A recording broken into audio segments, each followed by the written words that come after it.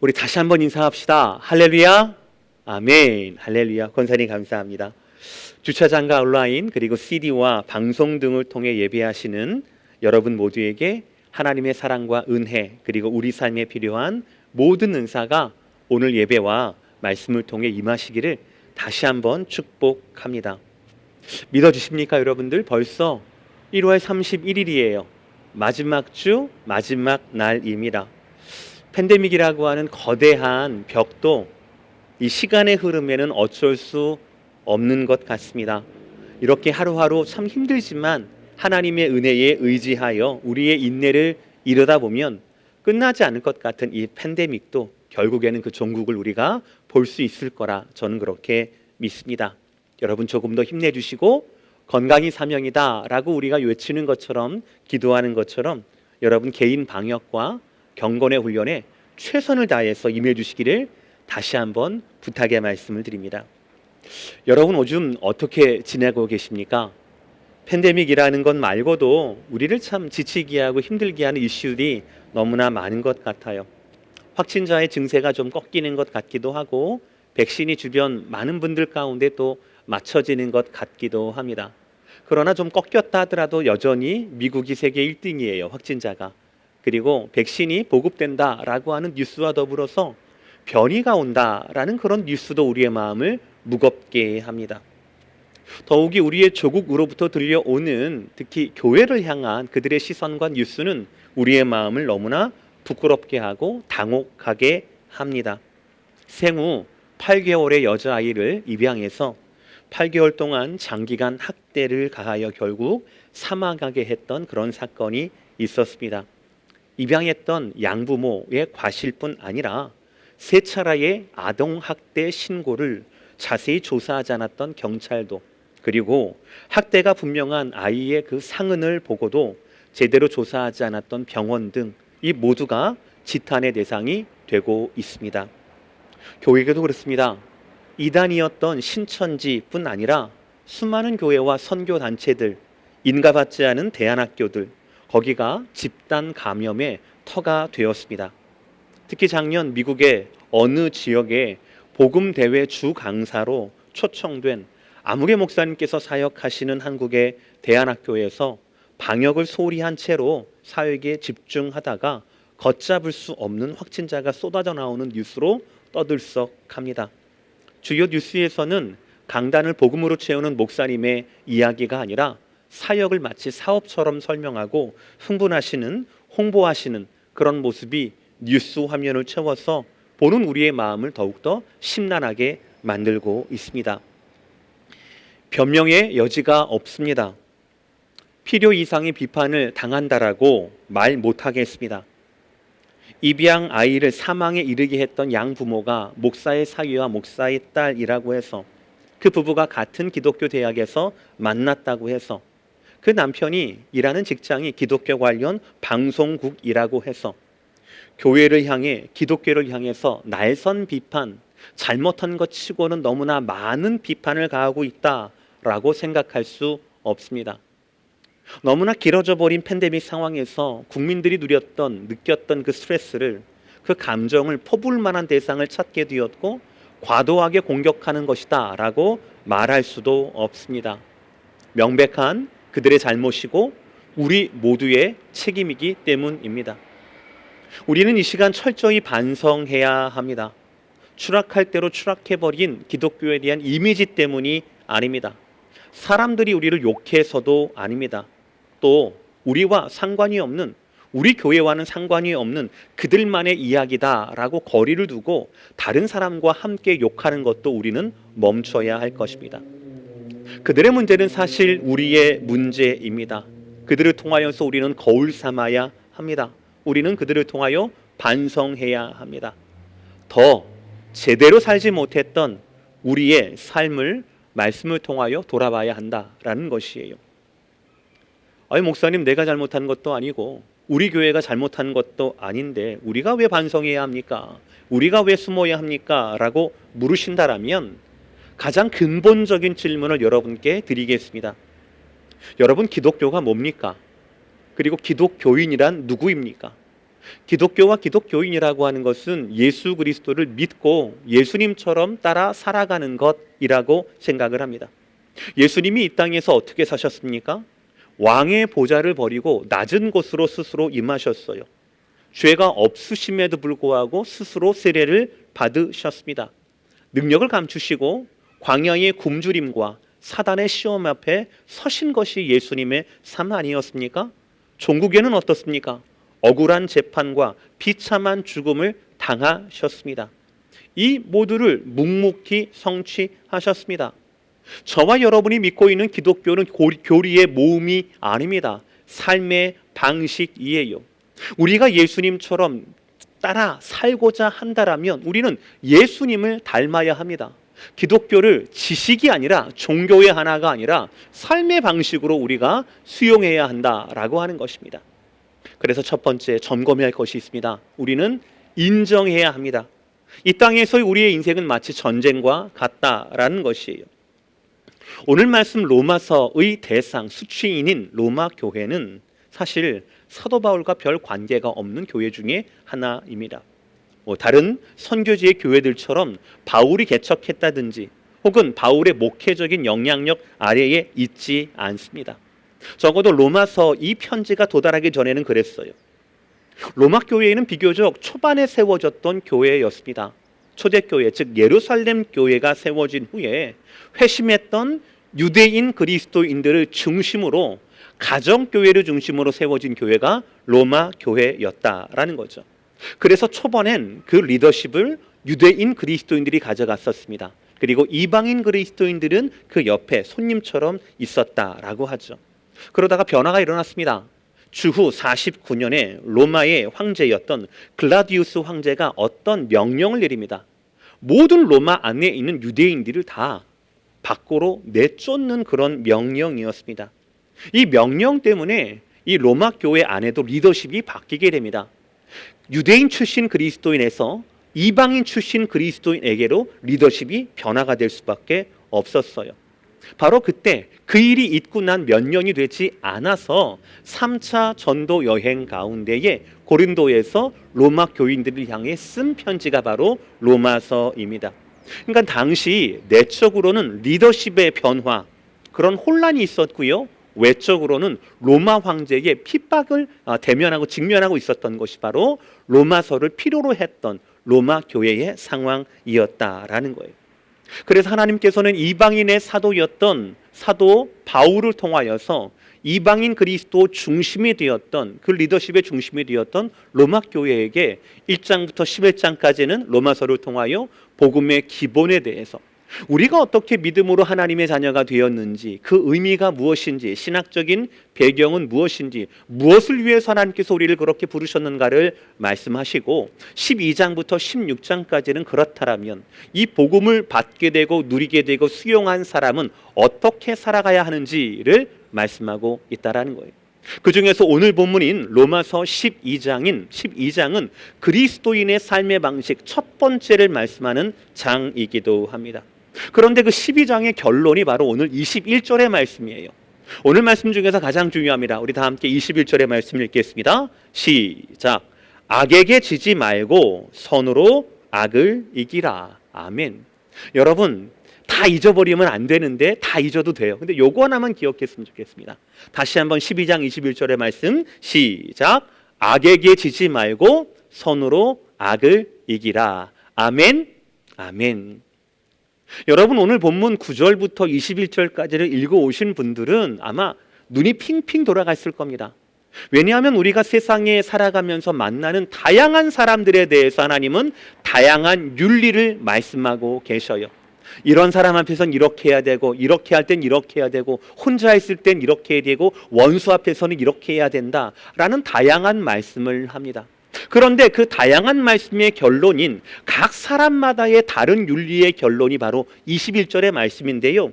악에게 지지 말고 선으로 악을 이기라 라고 해요.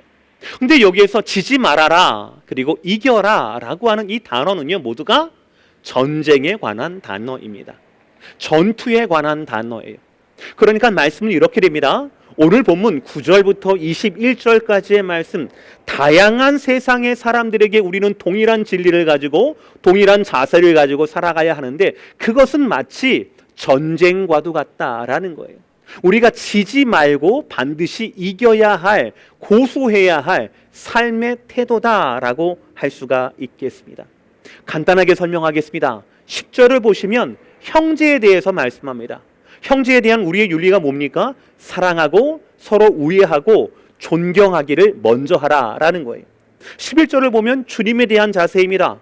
부지런히 열심을 품고 섬기라라고 하셔요. 12절에는 개인의 영성입니다. 소망 중에 즐거워해라, 환난에 인내해라, 그리고 기도에 항상 힘써라 라고 말씀을 하세요.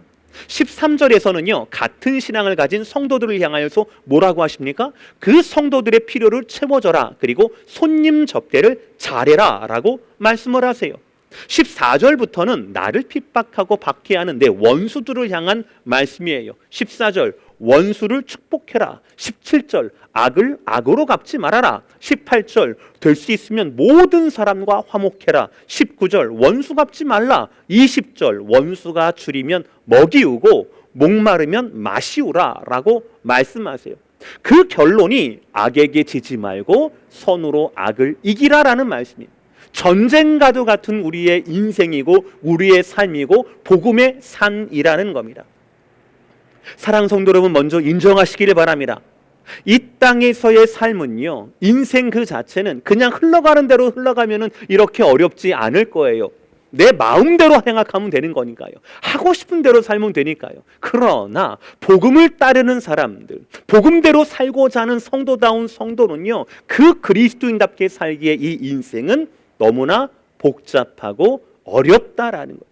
마치 전쟁과도 같다라는 거예요. 오늘 이겼다고 해서 내일 전투가 쉬우리라는 보장이 없다라고 하는 겁니다. 그럼에도 불구하고 하나님은 우리 가운데 지지 말아라, 선으로 악을 이겨라 라고 말씀을 하십니다. 이 전쟁 같은 우리의 삶에서 성도다움으로 우리가 이 전쟁에서 이기려면 반드시 우리에게는 원리가 필요하다라는 거예요. 두 번째 말씀, 그래서 우리에게는 원리가 필요해요. 전쟁이라고 해서요, 여러분들 그 대상을 뭐 무찌르고 때리고 죽이고 하는 싸움이 아니에요. 만약에 그런 전쟁이었다라면 힘들기는 해도 제가 복잡한 거다라고 말씀드리지 않았을 거예요. 왜 이게 힘들기뿐만 아니라 복잡합니까? 주님의 방법대로 선으로 싸우고 이겨야 하니까 힘들고 복잡한 거예요. 그래서 오늘 말씀은 두 가지 원리를 우리 가운데 주십니다. 첫 번째, 내 안에 있는 적에 대한 원리입니다. 따라합시다. 주를 섬기라. 내 안에 있는 적에 대한 말씀, 원리예요. 다시 한번, 주를 섬기라. 주를 섬기라. 아멘. 오늘 11절 말씀 보시겠습니까, 여러분들? 12장 11절의 말씀 시작. 부지런하여 게으르지 말고 열심을 품고 주를 섬기라. 영적 전투에서 우리가 가장 처음 만나는 적은, 우리가 가장 빈번하게 만나는 적은 사실 나예요. 내 안에 있습니다. 내 안에 있어요. 우리가 그냥 자연인이 아니라 성도로서 세상을 살아가야 한다라는 이 전쟁과도 같은 싸움에서 전적으로 이것은 내 안에서부터 시작되는 싸움이에요.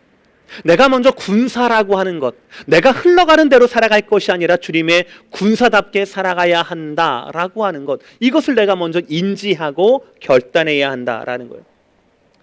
예배소서를 보시면 여러분 전신갑주 이야기가 나올 겁니다. 그러나 여러분, 아무리 내 주위에 전신갑주가 준비되어 있다 하더라도 내가 그것을 취하지 않으면, 내가 그것을 입지 않으면 아무런 소용이 없어요. 아무리 그런 준비가 되어 있다 하더라도 내가 그리스도의 군사로서 부르심 받았다라는, 그래서 내가 싸우며 살겠다라는 결단이 서지 않으면 아무리 좋은 무기도, 아무리 삐까뻔쩍한 갑옷도 아무 소용이 없는 거예요. 그러므로 우리는 첫 번째로 점검해야 합니다. 이 전쟁 가운데 내 안에 있는 적에 대해서 오늘 말씀 뭐라고 합니까? 게으름에 대해서 말씀하고 있어요. 게으름은 구약의 관점에서 보면 일하기 싫어하는 사람 자체를 말합니다. 우리가 흔히 말하는 게으름이에요. 그런데 신약에선 좀 달라요. 게으름은 마태복음 25장 달란트 비유처럼요, 하나님의 받은 은사를 충분히 활용하지 않는 사람들을 게으른 사람이라고 얘기해요. 기억하십니까? 한 달란트를 땅에 묻었다가 그대로 가지고 왔던 종에게 주님 뭐라고 말씀하셨습니까? 게으르고 악한 종아라고 말씀하셨어요. 그것이 신약의 게으름이에요. 그것이 제가 지금 말씀드리는 게으름이에요. 우리가 받은 복음 안에는 하나님의 부르심이 있어요. 하나님의 소원이 있고 소망이 있습니다. 이것이 바로 우리가 받은 은사입니다. 특별한 돈이나 달란트나 권력 이런 것들이 아니에요. 하나님의 부르심 그 안에는 그 자체가 바로 성도가 받은 은사이자 소명이라는 거예요. 세상에서 사람 취급 못 받던 사마리아 여인, 우물가의 여인을 여러분 기억하실 겁니다. 그 여인에게 복음이 들어갔습니다. 복음을 깨닫게 된 것은 전적인 주님의 은혜였어요. 주님이 기다리셨습니다. 주님이 찾아가셨습니다. 주님이 먼저 말을 거셨습니다. 숨겨진 죄를 드러나게 하셨습니다. 진리를 밝히셨습니다. 복음을 듣기 전까지, 예수님을 만나기 전까지 이 여인이 할 수 있는 것은 아무것도 없었어요. 그저 드러나지 않게 사람들이 없는 곳을 통하여 나오는 것밖에 없었어요. 또한 복음을 듣는 와중에도 이 여인이 한 것은 아무것도 없었어요. 그러나 반면 복음을 듣고 난 후에 이 여인은 완전히 달라집니다. 주님이 말씀하시도 부탁하지도 않으셨음에도 불구하고 이 여인은 자신의 받은 복음을 자신을 싫어하고 자신을 환영하지 않는 자신의 부끄러운 과거를 아는 동네 사람들에게 스스로 가서 전하기 시작합니다. 요한복음 3장 28절 29절의 말씀, 여자가 물동이를 버려두고 동네로 들어가서 사람들에게 이르되 내가 행한 모든 일을 내게 말한 사람을 와서 보라, 이는 그리스도가 아니냐 하니. 완전히 변화가 됐어요. 복음을 듣기 전에는, 복음을 듣는 중에도 전혀 아무것도 할 수 없는 이 여인이 복음을 듣고 난 후에는 주님이 요청하지도 않았는데 그 복음 자체가 은사가 되고 사명이 되고 소명이 되어서 자기를 환영하지 않은 것이 뻔한 그 동네 사람들에게 가서 예수님을 전하는 사람이 되었다라는 거예요. 우리 주위의 상황을 바꾼다고 해서 내 운명과 내가 바뀌는 건 절대로 아니에요. 착각하지 마세요. 이 여인은 남편을 주인 삼아 바꾸었을 겁니다. 남편을 통하여서 인생 역전을 꿈꿨을 겁니다. 그러나 번번이 실패하고 말아요. 저와 여러분의 경험이기도 하지 않습니까? 남편이 문제가 아니에요. 주위가 문제가 아닙니다. 주님이에요. 내가 주님을 만났는가 만나지 않았는가, 그것이 바로 내 삶의 결정적인 차이예요. 예수님이 답이에요. 내 인생을 향하신 예수님의 부르심과 사명을 깨닫고 게으르지 않고 열심을 품고 주님을 섬기면 달라지게 되는 거예요. 모든 것이 달라지게 되는 거예요. 게으르지 말고 열심을 품고 주를 섬기다는 11절 그 다음 구절 12절의 말씀 이렇게 말씀합니다. 소망 중에 즐거워하며 환난 중에 참으며 기도에 항상 힘쓰며. 아멘. 게으르지 않고 열심을 품고 주님을 섬기는 그 주님에 대한 나의 태도가 오늘을 바꾸는 거예요.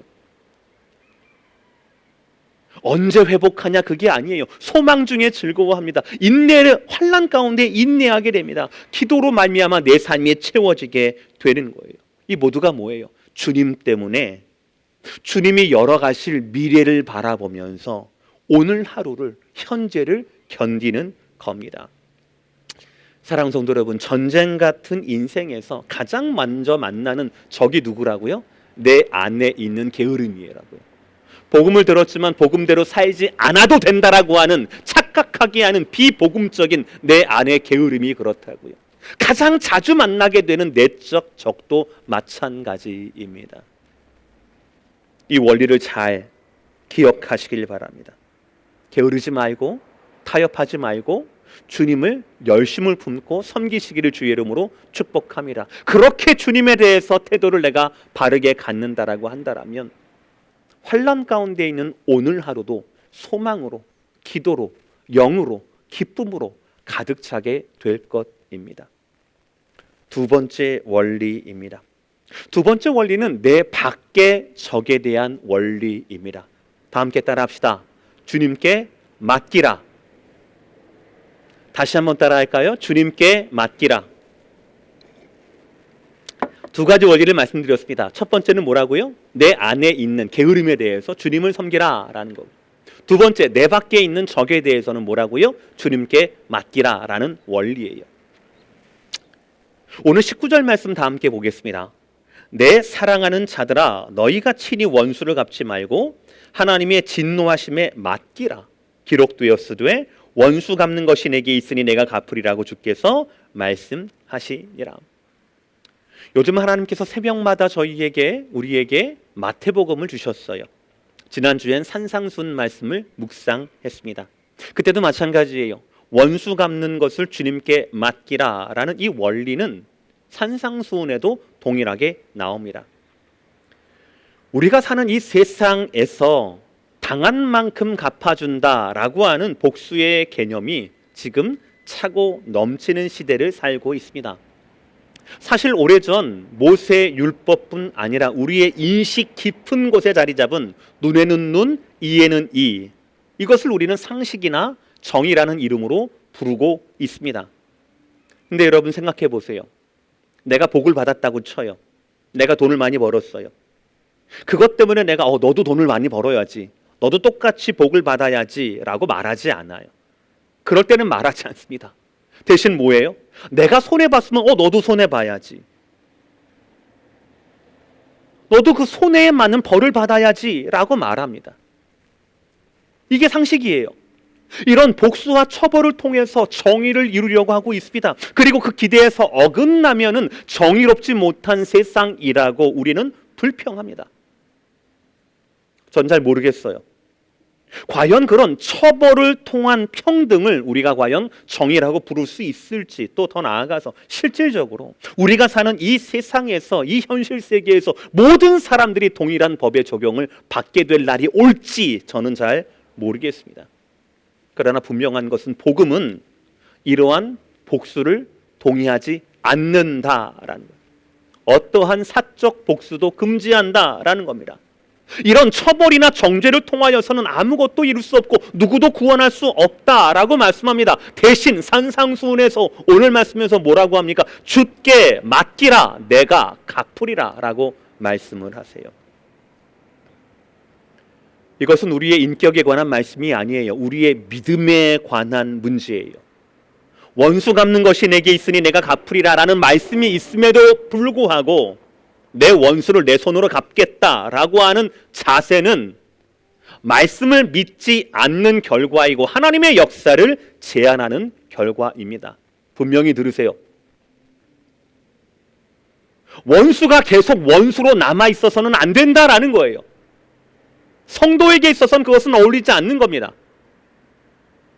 그렇게 살면 안 되는 거예요. 오늘 말씀을 보세요. 20절 말씀. 어떻게 살라고 합니까? 원수 앞에서 원수가 줄이거든 먹이라, 목마르거든 마시라. 그리함으로 내가 그 숯불을 머리에 쌓아 오리라. 우리가 인격이 대인배라서가 아니에요. 그 문제가 아니라고요. 그것이 아니라 하나님의 말씀을 믿고 우리는 원수를 대해야 한다라고요. 물론 이게 전쟁처럼 똑같아요. 너무나 힘들어요. 그럼에도 불구하고 하나님 말씀이 이것을 원하고 있어요. 우리가 그렇게 하면 그리함으로 내가 숯불을 그 머리에 쌓아놓으리라. 이것이요, 재앙이 올라가는 게 아니에요. 징벌의 의미가 아닙니다. 이건 바로 뭐냐면 우리의 선행으로, 원수를 향한 우리의 선행으로 원수조차 그 얼굴이 벌개지고 뜨거워지는 것처럼 양심의 찔림을 받아 원수조차 변화될 것이다 라고 하는 말씀이 바로 그리함으로 내가 숯불을 그 머리에 쌓아 놓으리라 라는 말씀이에요.